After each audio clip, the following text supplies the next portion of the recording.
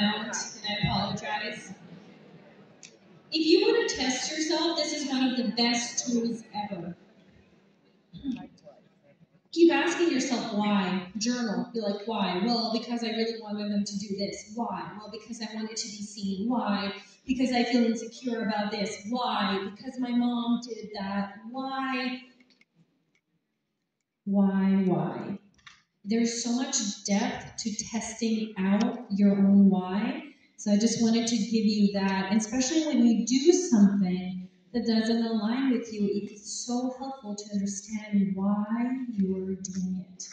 Chances are you're not doing it because you're dumb, because you're mean. You're doing it because it serves a purpose. And your job is to identify that purpose and then have that need met in a healthier way.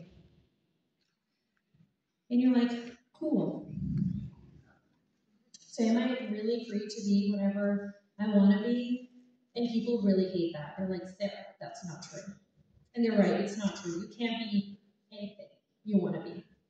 Even Kierkegaard, who's the father of existentialism, says the self is comprised of two things. That is necessities and possibilities, limitations and the future. So necessities are things you cannot change. So our need for food, to be born, to die, and things that have already happened to you. These are things that are completely out of your control, that are still going to impact who you become. But then you have possibility. And this is things that haven't happened yet, and the freedoms that were not used. When I talk about authenticity, this is not a destination, this is a lifestyle. And that's an important reframe. So can you be anything you want? No. But can you be anything you want within the constraints that life has offered you? Yes. This is a little Disney moment. I want you to close your eyes if you don't mind. Don't worry, we're almost done. I want you to picture yourself. Nice. What age are you at when you're picturing yourself? What are you wearing? Be as specific and as visual as humanly possible. What is your body language?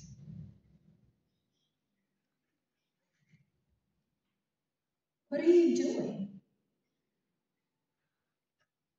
Okay, great.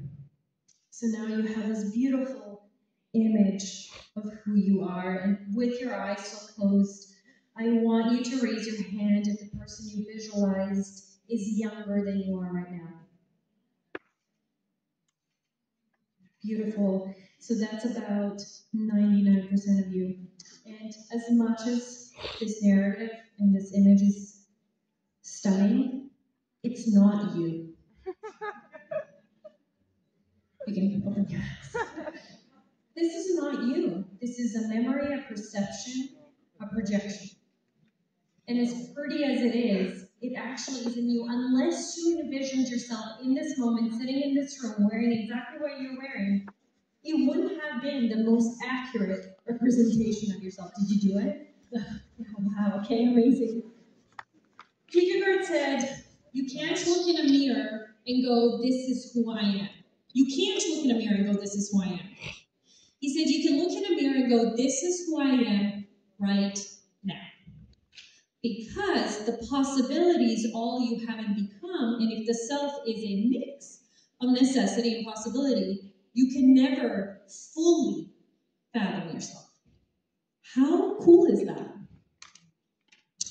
So, really practical tips for those who want tips. Be mindful of who you spend your time with. Sounds really, really basic, but you need individuals who will actually reflect accurately who they see. When I started my Instagram account, which was great, my identity started to get limited. People would see me as a therapist or an influencer. Yeah. And that's how they would behave. And I started to kind of only see that reflected back to me and start to over-identify with my role. And it was really important to me to be around people who saw other aspects of me, or I would have gotten lost. And my brother's really cute. He called me 4 months ago when I was really burnt out after my initial tour in America. And he's like, I know that you want to do things all the time and you're trying to be productive even at home, but I just want you to know that I love you and that I don't care what you do. I respect what you do, but I don't care what you do. You're Sara. To me, you're everything, and you don't need to do things to prove your worth, or, if you feel any pressure from the family to perform, you don't need to do that. Now, I knew that, but having him say it, I was weeping. I was like, and it took away so much pressure, and he saw all of it, and so it's so important to know who will reflect back to you your totality, and it's not going to be a lot of people. A lot of people are not going to have the skill to do it, and a lot of people are not going to be willing. They're going to project who they need you to be for them. And that is incredibly dangerous. So, if you have a moment, tonight, you're journaling, who are the list of people who can do this? And who are the people who make you feel lost, drained, confused, or force you to perform? These are the relationships you need to set boundaries around. I'm not plugging tomorrow's workshop, but that's what we're going to be working on. The second thing is tell the truth. You need to be so brutally honest with yourself in order for this relationship to work. No relationship can work on dishonesty. So if you want your phones, I'm going to give you 4 questions you can ask yourself. 1, what is a truth that liberates me? What is a truth that liberates you? 2, what is a truth that you're resisting right now in your life? 3, what is a truth that hurts you? And 4, what truth do you seem to be learning multiple times?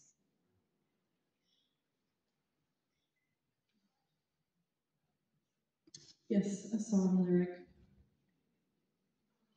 Sartre said, freedom is what you do with what's been done to you. Be intentional. Do it your way. Even if you make a mistake, make sure it's your mistake. Make sure it's not someone else's mistake for you. I have so many people that are like, oh, they really wanted me to marry this person. It's like, great, now you're waking up next to them. And this person who thought was a great idea is living their own life. Own whatever you're doing and make sure it's actually yours.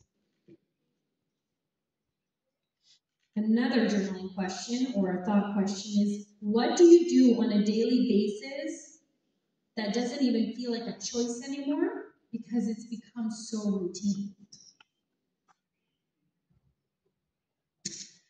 I love the mess. Something I love about existentialism is that it really doesn't give many promises. It's also incredibly messy and experimental. Some things you're going to have to try before you realize that it doesn't work for you. And instead of labeling yourself as a failure and taking that as your identity, just realize that that's part of it. Some things you can't learn without doing. Some things you can't know without doing. And that's okay. It's like you're going to date people before you get married. You're going to test out what works and what doesn't. And this is the same thing. I think life should be playful. It should be fun. And I think sometimes we lose that perspective when we go, do something right or I don't. There's a clearly right way and a wrong way. And of course, follow your sense of morality. But that being said, it's okay for it to be a little messy. And the more we talk about the mess, the more we realize that everyone else is experiencing it too. The final tip is be mindful of the inner compass. Some people say, okay, Sarah, I'm testing things out, but I'm still not sure exactly what works for me. So what I go is, envision yourself a year from now or 5 years from now that seems like your ideal self. What would they do in this situation?